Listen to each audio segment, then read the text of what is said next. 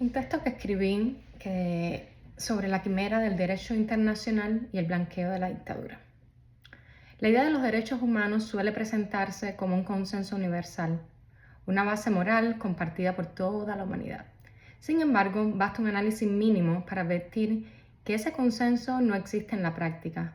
No todos los estados ni todas las culturas reconocen, aceptan o interpretan de la misma manera aquello que en Occidente se denomina derechos humanos. De hecho, muchos países comunistas, teocráticos, autoritarios, nunca lo han suscrito plenamente, y otros lo reinterpretan según tradiciones religiosas, culturales o políticas incompatibles entre sí. Los derechos humanos, por tanto, no constituyen un patrimonio universal de la humanidad, sino un acuerdo interno entre estados de tradición occidental con fuertes divergencias incluso dentro de ese mismo espacio. Y si no existe un acuerdo universal sobre los derechos humanos, hablar de un derecho internacional que los garantice resulta en términos políticos reales una quimera.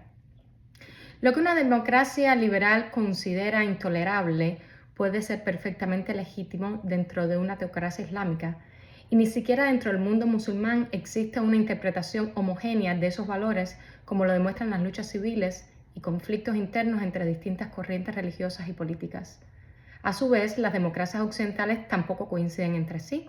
El derecho a portar armas, por ejemplo, es defendido como una libertad fundamental en Estados Unidos, mientras que en muchos países europeos resulta impensable y socialmente inaceptable.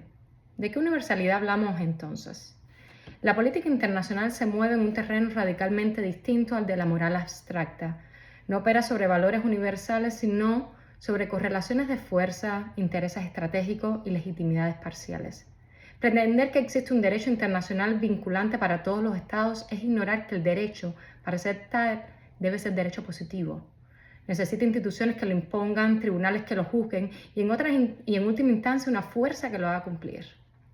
Aquí surge una contradicción insalvable. La creación de un ejército internacional que impusiera los derechos humanos violaría paradójicamente los mismos principios que dice defender. ¿Cómo imponer derechos universales sin recurrir a la fuerza? ¿Cómo evitar que esa fuerza sea interpretada como invasión, ocupación o crimen de guerra? La idea se devora a sí misma como una serpiente que se muerde la cola. En ausencia de un poder soberano mundial, el llamado derecho internacional queda inevitablemente en manos de las potencias dominantes, que lo aplican selectivamente según sus intereses. No existe una legalidad neutral, sino una retórica jurídica utilizada para justificar decisiones políticas previamente tomadas. La ley no precede al poder, lo sigue.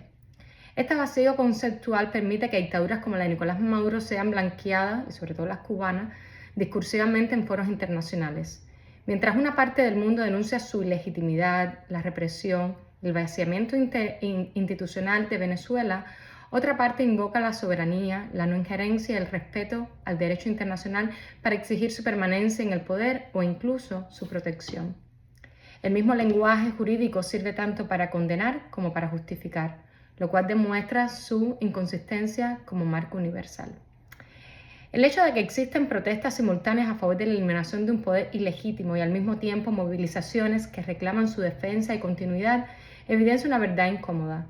No hay un criterio internacional común para determinar qué es legítimo y qué no lo es. Cada actor interpreta el derecho según su posición política, cultural y estratégica. Por eso hablar de derechos internacionales en sentido fuerte carece de fundamento. El derecho no existe sin poder y el poder no es universal ni imparcial. Mientras no exista un Estado mundial soberano, algo improbable y quizás indeseable, el derecho internacional seguirá siendo un lenguaje moralizado, útil para el discurso pero incapaz de operar como ley efectiva para todos. La quimera no está en aspirar a un mundo más justo, sino en creer que ese mundo puede sostenerse sobre normas que nadie puede imponer de manera legítima y universal.